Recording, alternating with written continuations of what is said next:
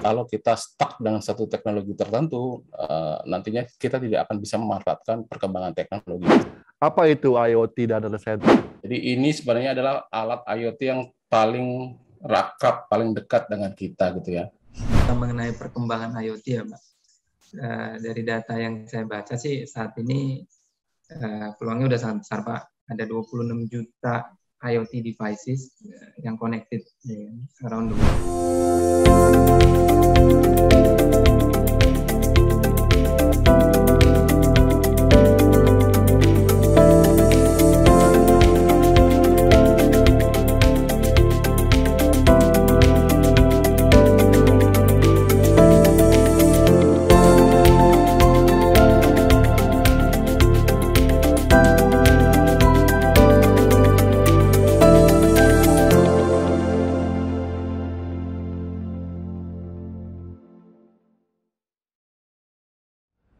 Oke, selamat pagi Bapak Ibu semua.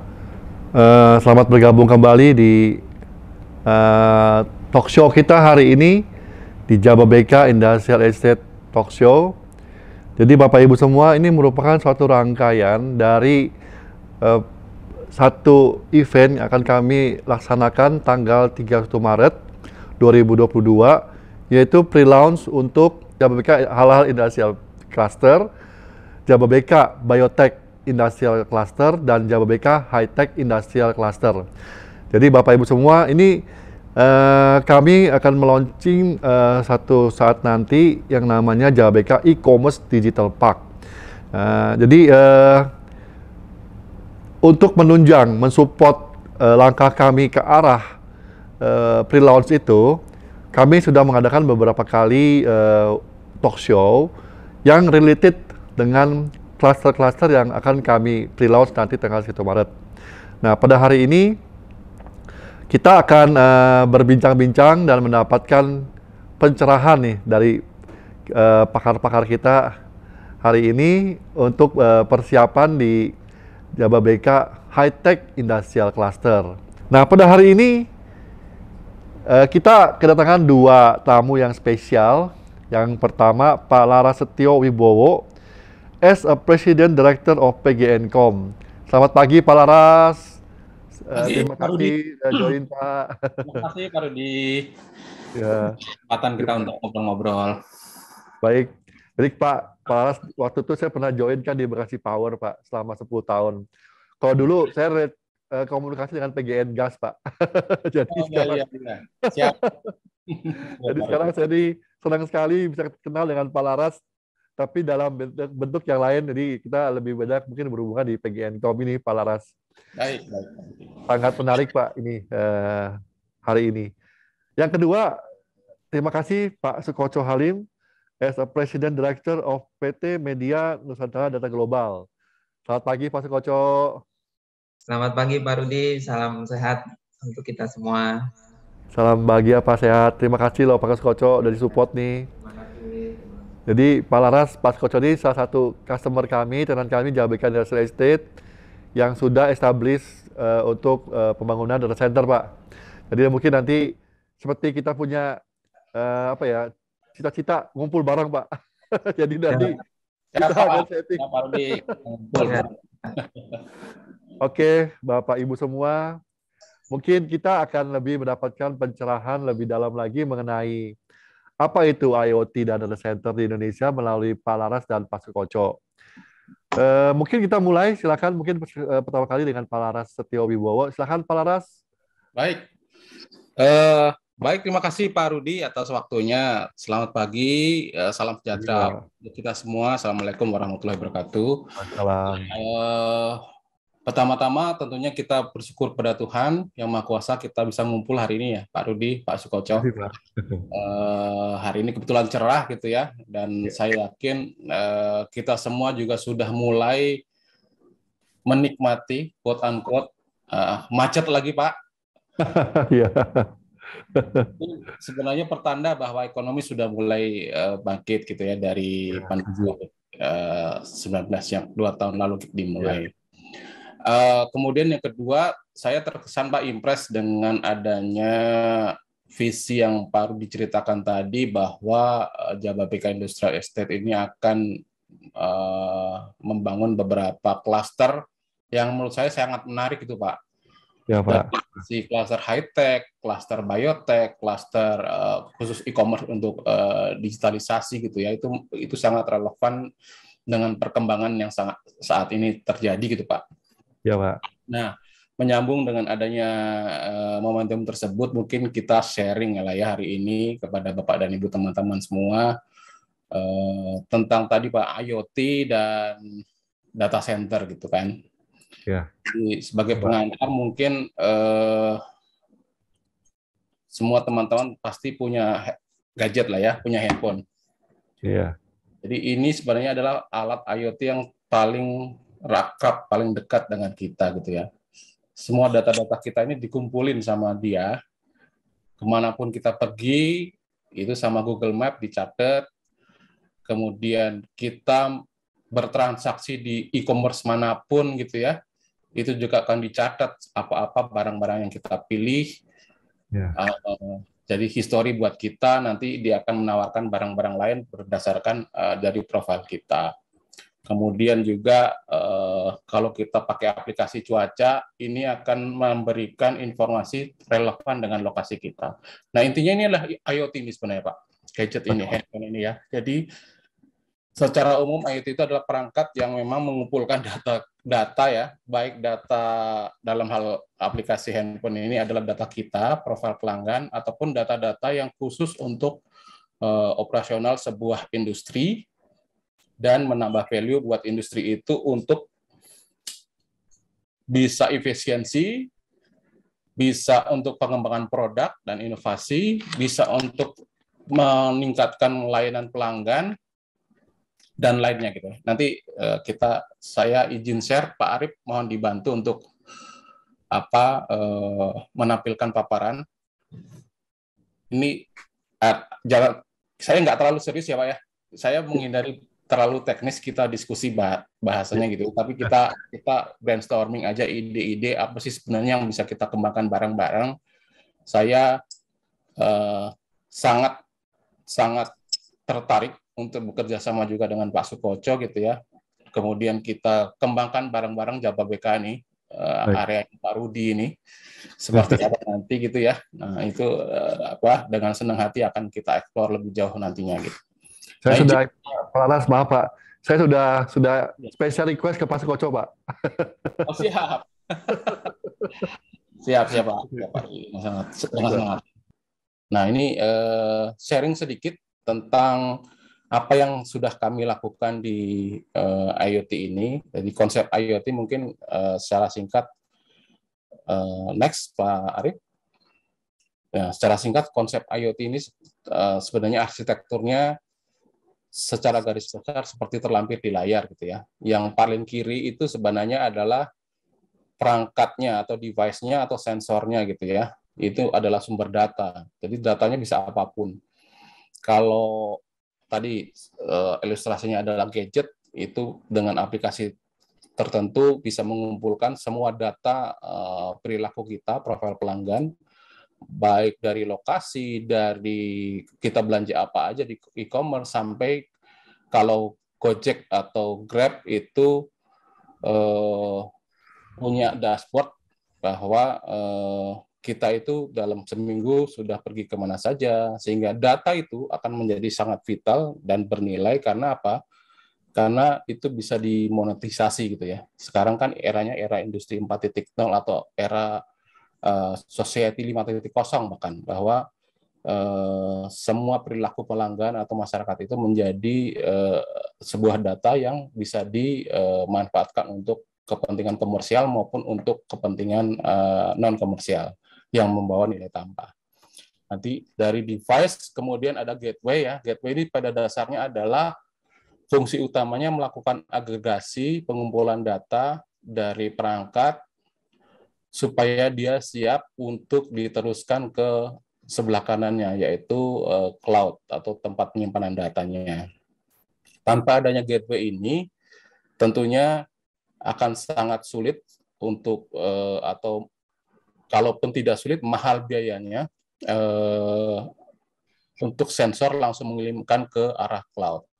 Jadi harus ada dibantu dulu load balancing, dan juga yang paling penting adalah dari sisi security ya, untuk menjamin bahwa semua perangkat-perangkat yang mengirimkan data itu memang perangkat-perangkat yang valid ya, yang boleh untuk mengirim data. Nah, ilustrasinya adalah di PGN sendiri saat ini juga sedang ada proyek IoT yang kami lakukan di smart meter untuk gas gitu ya, pelanggan gas. Kami memasang smart meter di pelanggan, kemudian dari situ kita kumpulkan data pemakaian gasnya.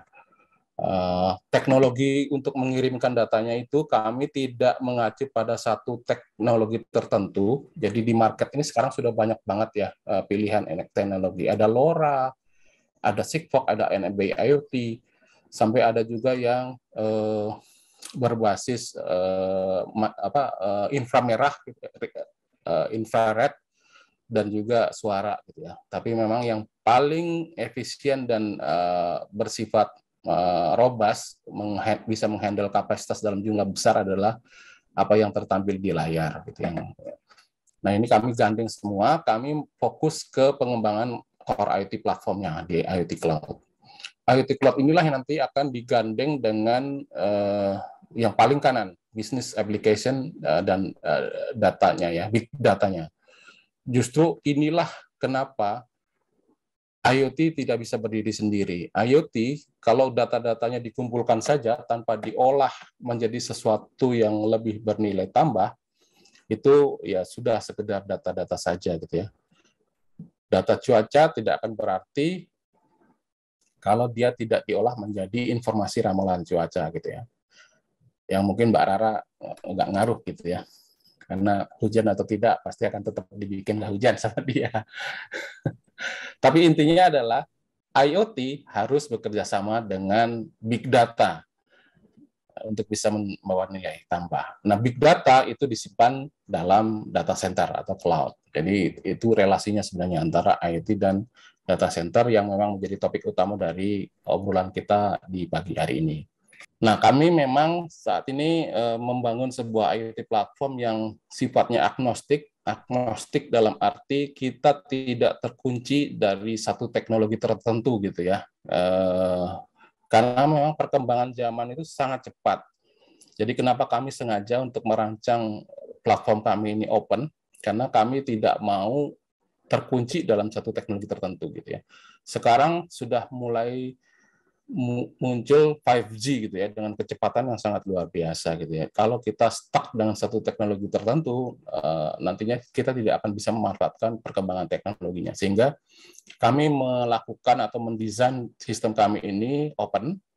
Kita gandeng teman-teman yang memang sudah fokus di connectivity, bisa LoRa, bisa Sigfox, bisa NB IoT, nantinya bisa 5G gitu ya, tidak menjadi masalah. Tapi yang memang yang kita jadikan nilai tambah di kita adalah kemampuan IoT platform ini untuk mengelola data dalam jumlah banyak, robust, kemudian security, dan juga nantinya akan kita kembangkan juga aplikasi atau sistem-sistem berbasis AI di back-end big data analitik kita. Next. Nah, ini tadi yang disampaikan bahwa sebenarnya IoT dan data center itu tidak bisa terpisah. Ini menjadi satu kesatuan yang saling mendukung. Data center sendiri tanpa adanya data yang siap untuk diolah juga ya akhirnya akan menjadi penyimpanan server saja gitu ya. Nah, zaman dulu memang kecenderungan data center itu dia berbisnis hanya dari colocation gitu kan, nyewain kayak kamar kos gitu ya, nyewain rak atau tempat untuk menyimpan server. Tapi yang sekarang layanan dari data center itu sudah sangat berkembang gitu ya, menjadi istilahnya multi services provider gitu, MSP, di mana data center tidak hanya fokus di penyimpanan data tapi juga jadi ada sekarang tuh ada istilahnya kan ada connect, compute, dan store gitu ya.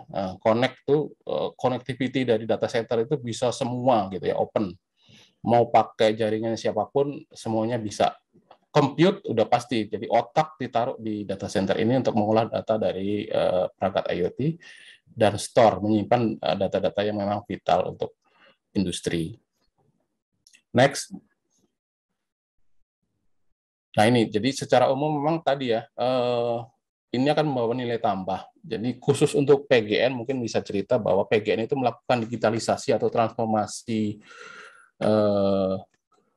terhadap layanan program Jargas jaringan gas, karena memang ada kendala-kendala di model sebelumnya yang memang sangat manual gitu ya, pencatatan meternya manual, jadi biasanya ada delay antara pengumpulan data pemakaian gas sampai ke billing dan pembayaran itu bisa 2 bulan gitu ya. Nah itu tentunya kan ya pelanggan nggak akan puas karena dia harus baru tahu pemakaian gasnya itu bayarnya 2 bulan setelah dipakai. Kemudian juga layanan pelanggannya menjadi dari sisi PGN ya, dari sisi PGN kalau pelanggan nunggak juga power bargaining powernya kadang-kadang juga lebih kuasa, lebih galakan yang pelanggannya gitu ya. Nah, akhirnya dengan beberapa kendala operasional untuk dan juga untuk efisiensi dan juga value creation, PGN melakukan digitalisasi terhadap layanan Jargasnya, dan kami diberi kepercayaan untuk melakukan proses digitalisasinya.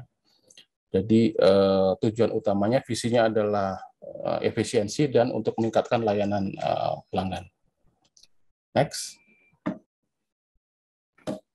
Jadi banyak banget kalau dibilang apa sih sebenarnya dampaknya atau perkembangan industri 4.0 dengan dukungan IoT dan data center itu sangat banyak ya gitu ya. Jadi di masing-masing area industri, kalau saya di oil and gas gitu sudah pasti kita akan bisa secara efisien mengumpulkan data, mengolah datanya, kemudian juga sekarang contohnya adalah SPBU nih, semua SPBU sekarang sudah bisa di-tracking secara otomatis. SPBU mana yang paling banyak menyedot, pembeliannya paling banyak, itu akan disuplai juga lebih besar oleh Pertamina gitu ya. Kemudian ke arah mana saja logistik atau pengiriman truk-truk yang berisi BBM akan diarahkan, itu juga akan menambah efisien dari operasi. Tentunya juga pelanggan bisa dengan aplikasi mobile yang ada di handphone masing-masing juga melihat, saya ini udah beli berapa liter sih di 2 bulan terakhir gitu ya, dan saya beli di mana aja. Nah itu nanti akan ada program marketing, ada program promo, bundling dengan layanan yang lainnya, dengan Starbucks, dengan Alfamart, dan lain-lain. Sangat banyak inovasi ataupun peningkatan layanan yang bisa dilakukan dengan adanya IoT yang digabung dengan big data analitik yang ada di data center. Next. Pak Laras. Ya. Pak, mohon maaf Pak, ini yang tadi ini Pak, yang terakhir ini sebelum ini mohon maaf Pak, ini sebenarnya kita bisa implementasikan di kita punya klaster Pak Laras dan High Tech Industrial Park Pak. Jadi di 1 sampai nomor 7 ini kita bisa langsung implementasikan di klaster. Bagaimana menurut Pak Laras ya? Nah, ya Pak, sangat setuju. Jadi intinya memang ini kan ngobrol-ngobrol pagi ini kita eksplor Pak ya, apa-apa yang bisa kita lakukan. Nanti akan kita konkretkan Pak Rudi dan Pak Sukoco ya, dengan senang hati lah nanti habis ini kita ngobrol. Ya, baik. Setuju Pak. Jadi itu saya rasa dari saya sebagai pengantar saja bahwa kami sangat semangat, sangat antusias untuk berdiskusi lebih lanjut dengan Pak Rudi, Pak Sukoco untuk eksplor Pak, dan juga yang paling penting adalah kita membawa value lah untuk kita bersama. Baik, Pak. Ya, terima kasih Pak Laras. Jadi sebenarnya gini Pak Sukoco, Pak Laras, kenapa kami itu punya ide untuk membuat high-tech cluster ini? Karena sebenarnya kan JLBK itu sudah komplit Pak infrastrukturnya. Kita punya sendiri power plant. Jadi ini kan salah satu main supporting itu adalah kebutuhan untuk electrical power di kita punya cluster ini, Pak Laras, Pak Sukoco.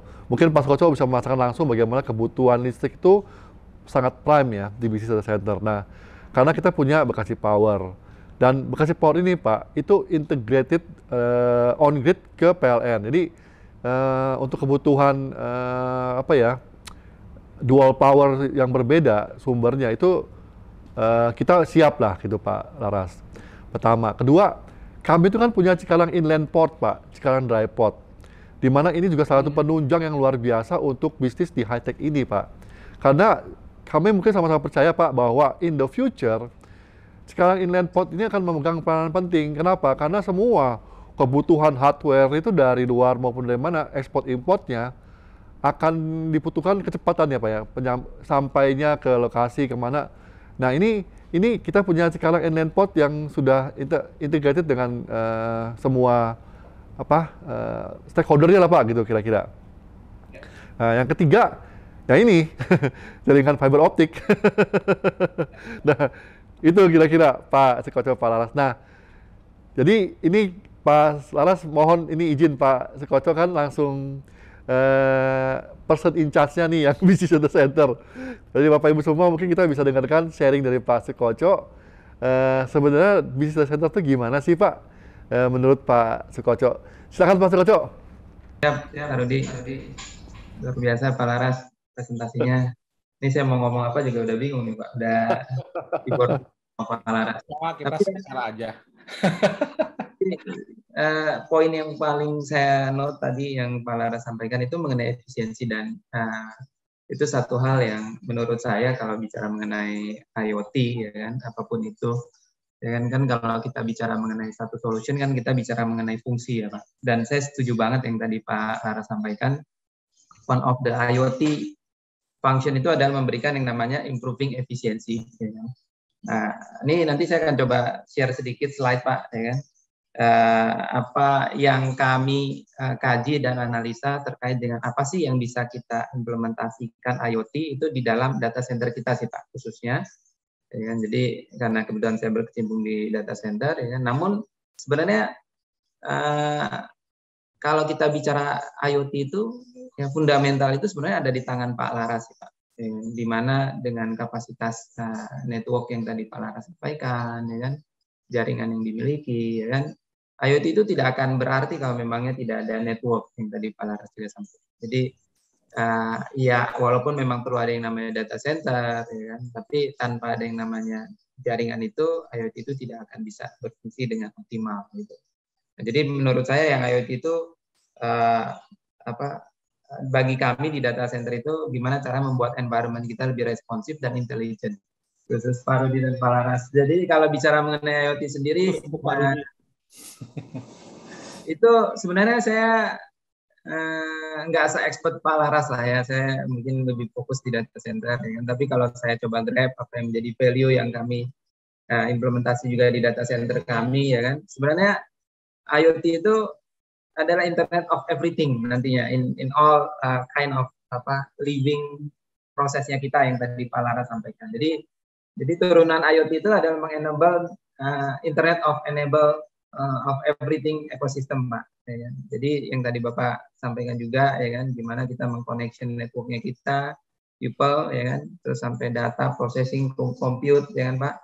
Dan ini mungkin saya turunkan langsung Pak. Jadi faktor konsiderasi untuk di data center industri itu adalah pasti yang pertama ada digital transformation-nya, analytical-nya yang harus dilakukan dari semua input yang ada, automated nanti akan timbul, dan harapannya menjadi environmentally friendly data center Pak. Jadi gimana caranya memberikan satu new experience ke customer kami ketika mereka masuk ke dalam data center kita. Ya kan, at the end perlu ada yang namanya data storage, supporting network equipment, dan scaling of storage architecture. Poin yang scaling of storage architecture itu nanti saya akan mention Pak. Ini saya sempat review dan baca. Mungkin itu satu hal nanti kita bisa explore bersama Pak dengan dukungan dari PGNcom. Nah, jadi ini value yang kami lihat di implementasi di data center Pak. Mulai dari yang namanya automated management task Pak. Nah, ini satu hal yang menarik menurut saya, kita perlu mengkaji sih Pak, ketika kita bicara IoT based on data yang saya coba grab ya kan, the most contribute itu adalah di manufacturing industry ya kan? Dan every manufacturing industry kan punya proses produksi ya kan yang customized antara satu manufacturer dengan manufacturer yang lain. Jadi ini satu value yang harus digali di setiap perusahaan sih. Nah, untuk di data center ini salah satu contoh yang kami terapkan untuk IoT bisa memberikan value ke data center facility yang kita. Mulai dari automated management task, ya kan, gimana caranya IoT bisa memanage many routine data center task, ya kan. Terus gimana caranya kita bisa measure energy consumption, ya kan, yang ujung-ujungnya adalah efisiensi, ya kan. Terus at the same time ketika kita bisa mengkolek semua data dan kita compute sedemikian rupa, kita bisa mereduce power consumption.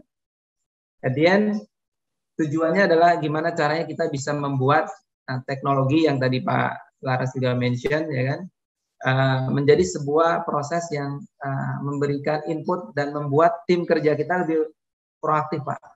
Menurut saya itu jadi satu tantangan untuk in every company how we can create our individual in the company to become more proactive. Dan who knows, ternyata IoT bisa memberikan value itu untuk kita. Jadi ini satu list yang harusnya kita gali di masing-masing manufacturer, company. If you going to implement IoT, itu satu hal yang harus kita lihat. Apa sih yang mau kita inginkan? Apa sih yang bisa kita terapkan? Nah, ini gambaran singkat, Pak, ya kan, mengenai top IoT, Pak, ya kan.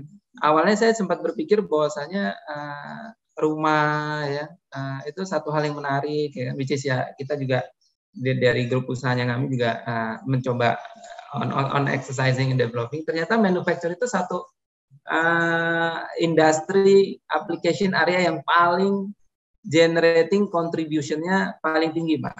Oke, dan in term of yang namanya solution dan revenue, manufacturing itu memiliki top number one nih, Pak. Jadi menurut saya Jababeka punya satu peran penting, ya kan, dalam konteks implementasi IoT menuju industri 4.0, karena faktanya bahwasanya manufacturing memiliki posisi peringkat pertama. Oke. Nah, bicara mengenai ini juga didukung sama si Satya Nadella lah, Pak. Ini jadi mengenai industri IoT akan mentransformasi, ya kan, gimana proses bisnis, ya kan, of managing, ya kan, proses yang namanya cloud yang tadi Pak Laras mention, ya kan, dan ini kaitannya dengan network, at the end juga nanti dengan bicara dengan edge data center, ya kan, dalam mengevolusi proses bisnis sebuah factory. Oke. Jadi ini satu hal yang menarik bahwasanya ini statement dari Satya Nadella dan Blake Moret juga, ya, mana IoT itu bisa di-apply across operation process yang tujuannya bisa di-measure, Pak, semua business value yang ingin dicapai oleh sebuah perusahaan. Nah, ini sampelnya, Pak, ya kan, sampel di mana perusahaan air dan gas, ya kan, air dan udara ini dan gas, ya kan, terkait dengan handling solution, ya kan. Oke, mungkin saya lanjut aja supaya cepat. Nah, yang menariknya, Pak, impact dari IoT ini akan ada perubahan yang namanya bukan lagi data center, ya, karena kayaknya kata data center itu nggak akan apply ketika kita ngomong IoT, ya kan, karena there are no more center on data center because the data is anywhere and everywhere, including in yang tadi Pak Laras bilang in every gadgetnya kita. Okay. So the next prediction itu akan moving, ya kan, yang tadinya mainframe, kita client server, ya kan, sekarang mobile cloud, the future will be edge intelligence.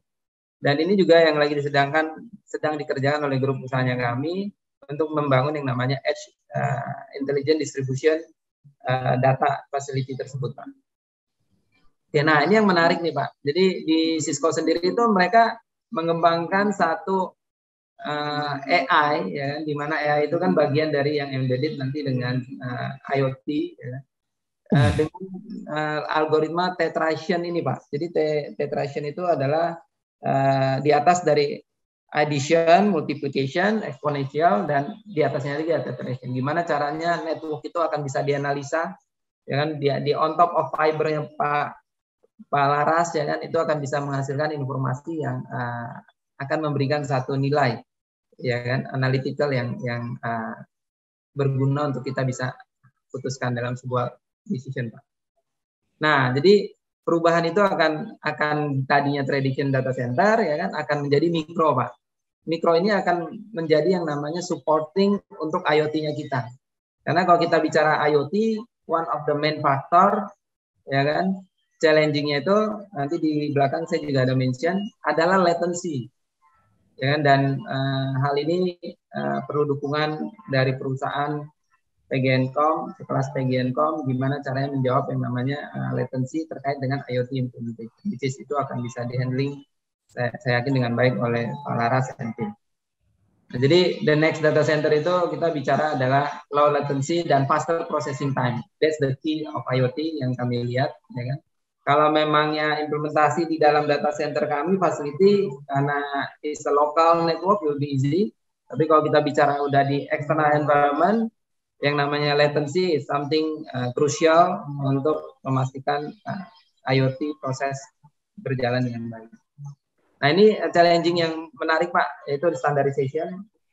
Saya senang sekali yang tadi Pak Lara sampaikan bahwasanya Bapak membuka semua platform teknologi, ya kan, nggak menjadi satu standar yang tertentu, ya kan. Nah, tapi memang di IoT ini memang challengingnya yang saya coba baca-baca adalah di IoT standardization.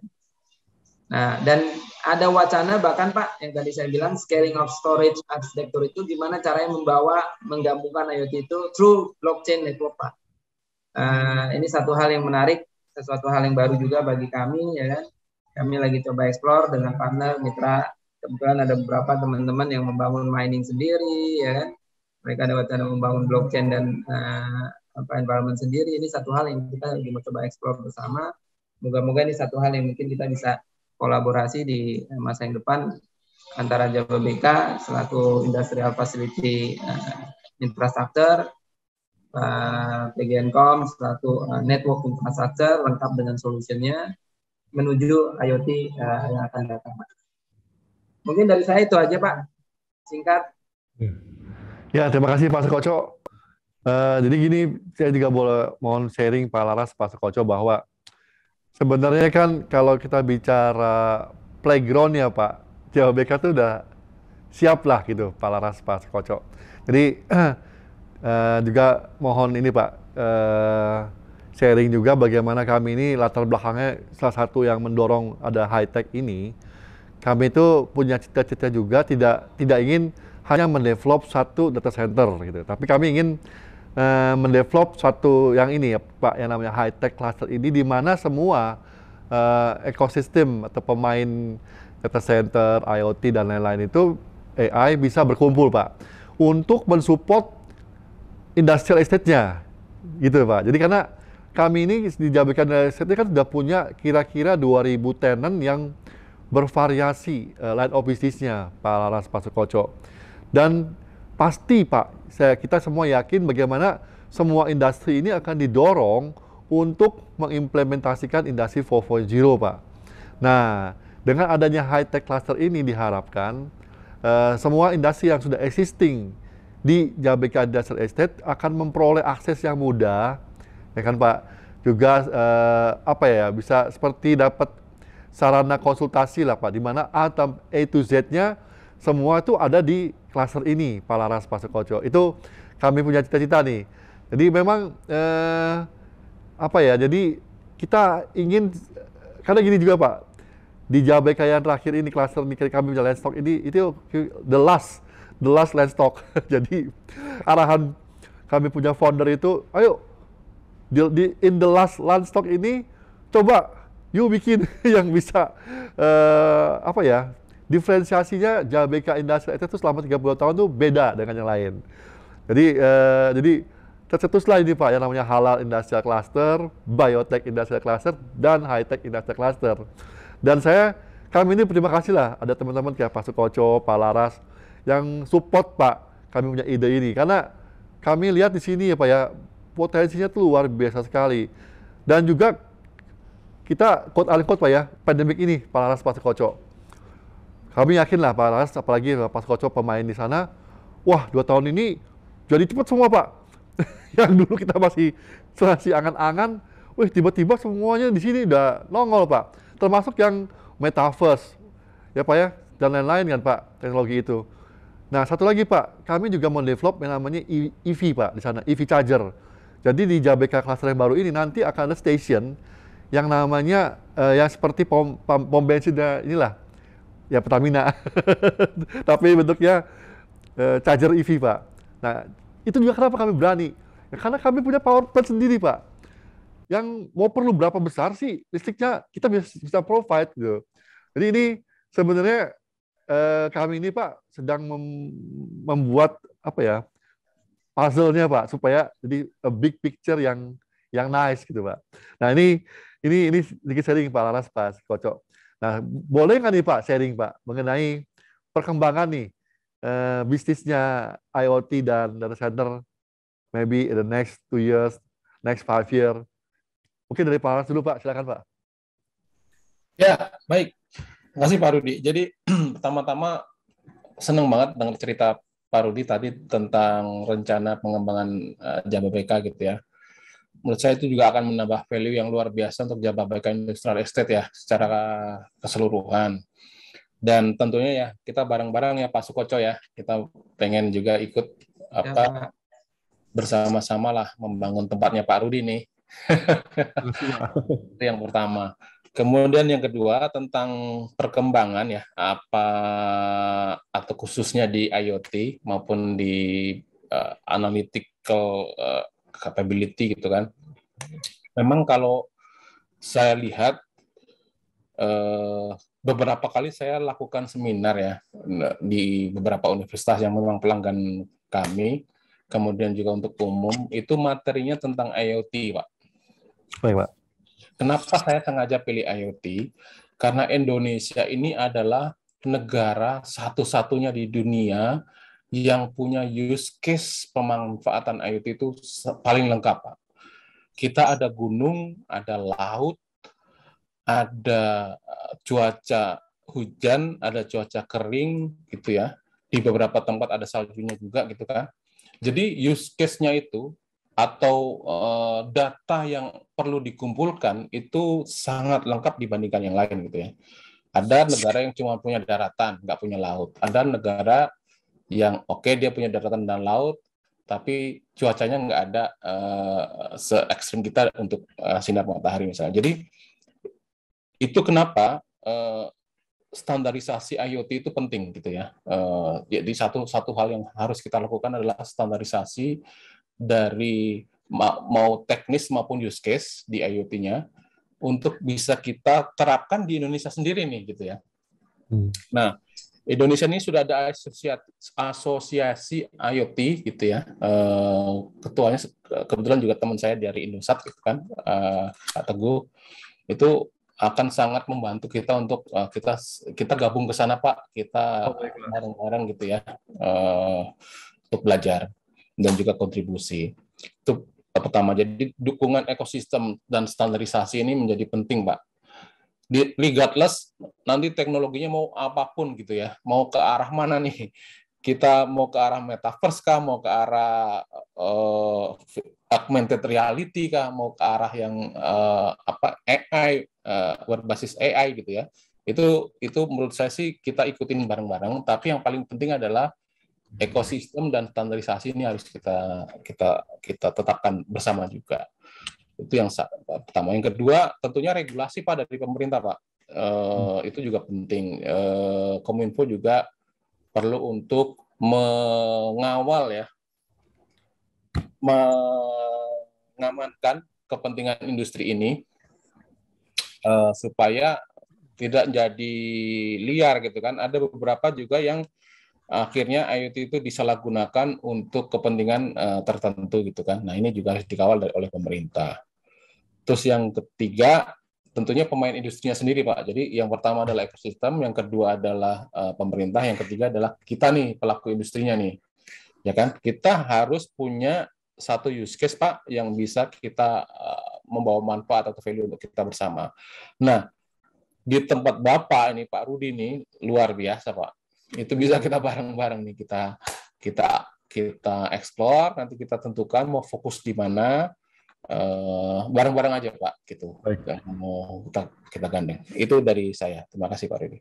Terima kasih Pak Laras. Mungkin dari Pak Sukoco Pak.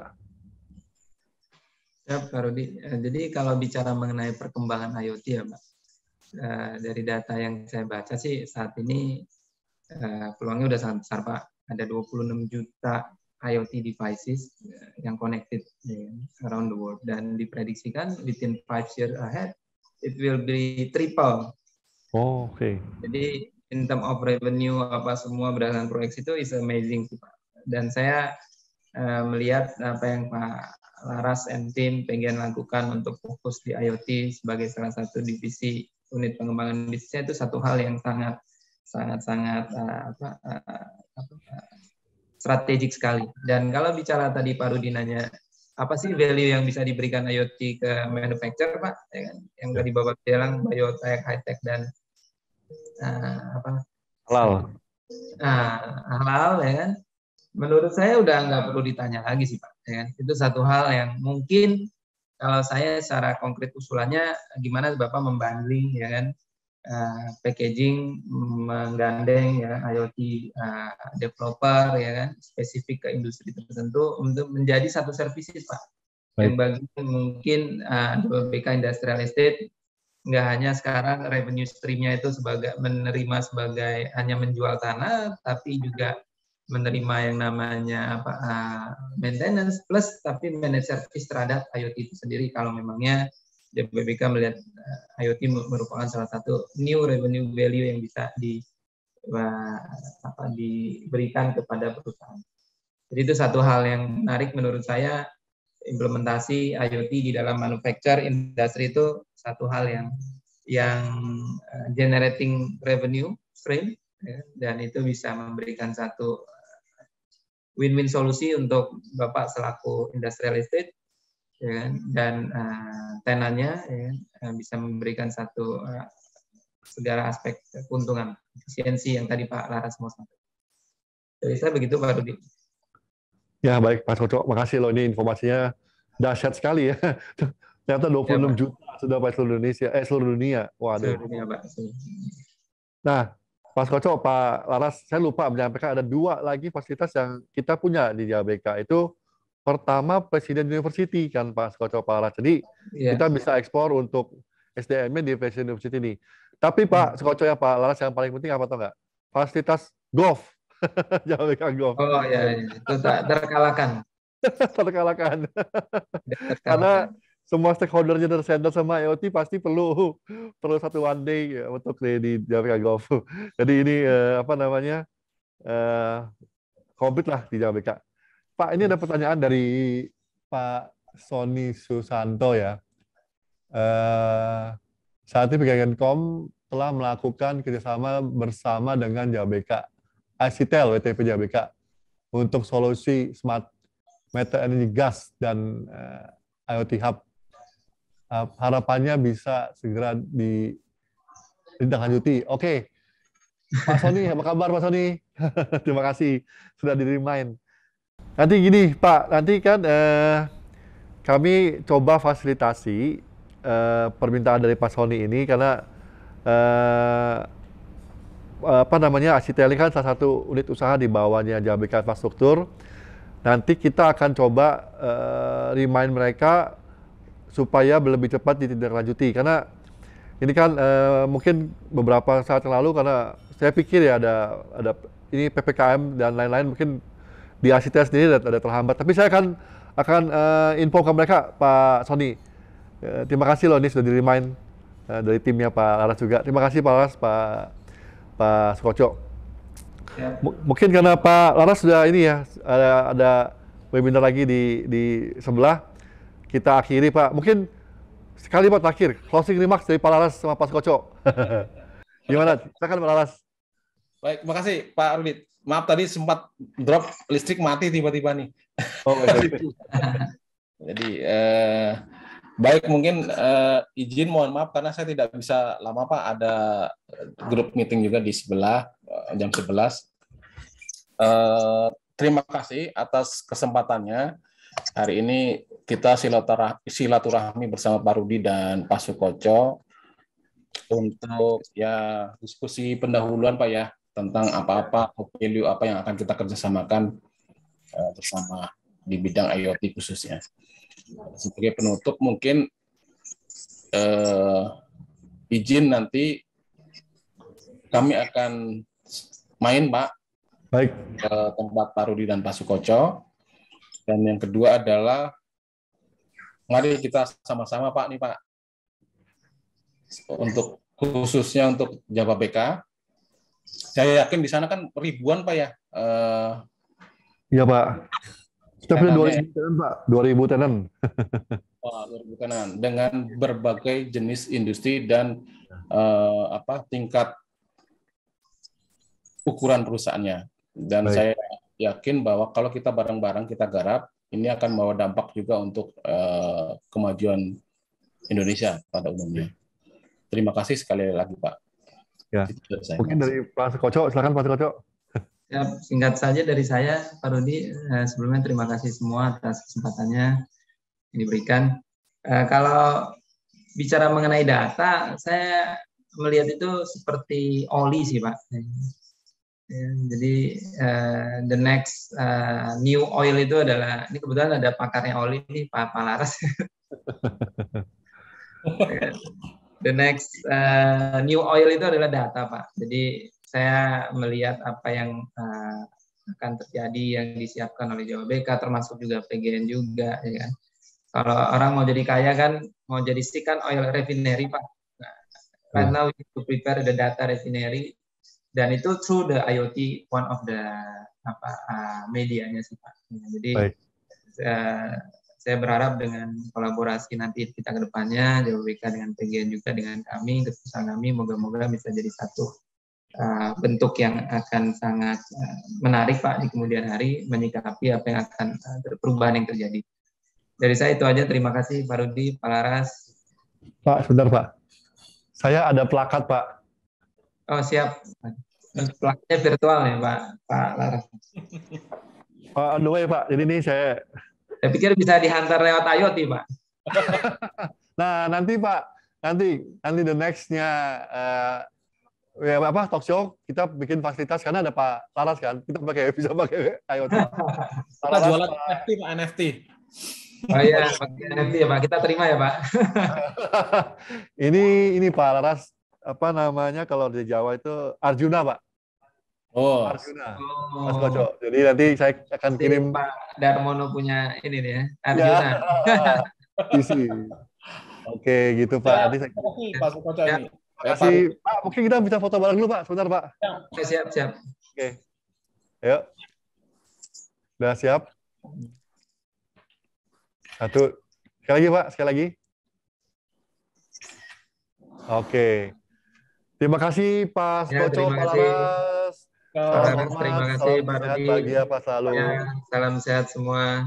Terima kasih. Terima kasih Pak.